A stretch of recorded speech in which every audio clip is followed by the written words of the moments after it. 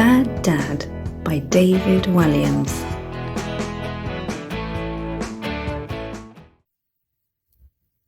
Dads come in all sorts of shapes and sizes. There are fat ones and thin ones, tall ones and short ones. There are young ones and old ones, clever ones and stupid ones. There are silly ones and serious ones, loud ones and quiet ones. Of course, there are good dads and bad dads. This is the story of a dad and his son. Frank is the son. Dad is the dad. His name is Gilbert. This is Rita, Frank's mum. Auntie Flip is Dad's aunt. She babysits Frank sometimes. Mr. Big is a surprisingly small crime boss. Whatever time of day it is, he wears silk pyjamas and a dressing gown with velvet slippers monogrammed Mr. B. Mr. Big has 2 henchmen, Fingers and Thumbs. Fingers is so called for his long, thin fingers, perfect for picking pockets. Thumbs has enormous thumbs that he uses to inflict terrible pain on Mr. Big's enemies. Will and Bear are Thumb's fearsome nephews. Chang is Mr. Big's sinister butler. Reverend Judith is a vicar. Sergeant Scoff is the local policeman. Mr. Swivel is a one-eyed prison guard. Judge Pillar is well known for having a heart of stone. Raj is a newsagent. Chapter 1. Roar. Roar! Dad was the king of the track. He was the greatest banger racer the town had ever seen. People came from all over the country to watch him race. Nobody won more times than him. Week after week, month after month, year after year, Dad would lift the trophies above his head as the crowds cheered and shouted his name.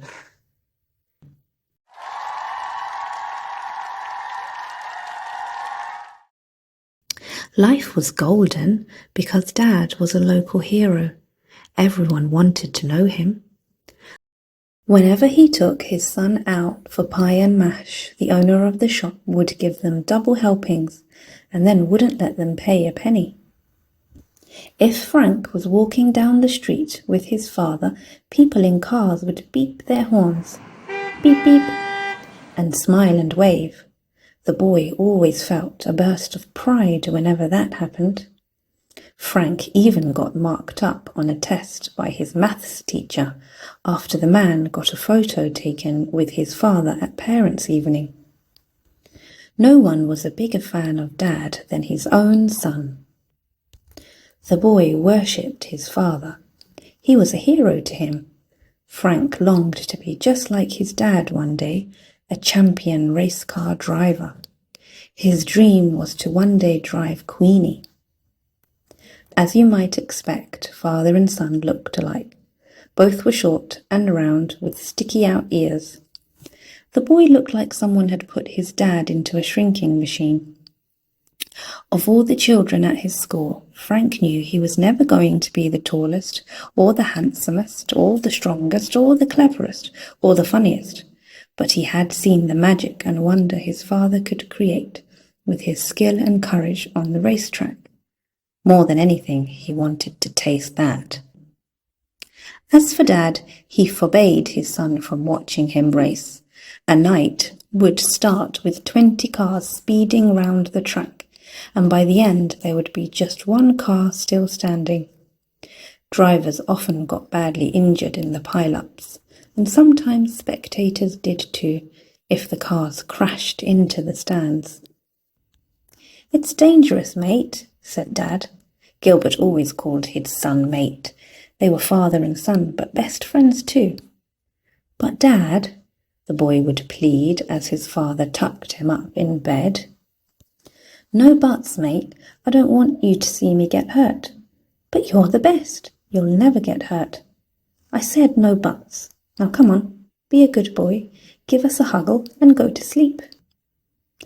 Dad would always plant a kiss on his son's forehead before he went out to race for the night.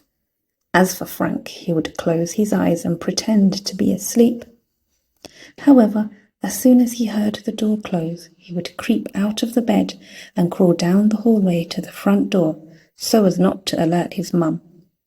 The woman would always shut herself in her bedroom and speak in hushed tones on the telephone whenever her husband was out of the house. Still dressed in his pajamas, the boy would run all the way to the racetrack. Just outside the stadium was a huge tower of rusty old cars that had been smashed up in previous races. Frank would climb to the top of the pile. There he had the best view of the race. The boy would sit cross-legged on the roof of the highest car and watch all the bangers speed by. Every time his father's Mini, Queenie, zoomed past, roaring as she went, the boy would cheer. Dad had no idea his son was up there. The man barred his son from watching him race because he feared the worst might happen. One night, it did.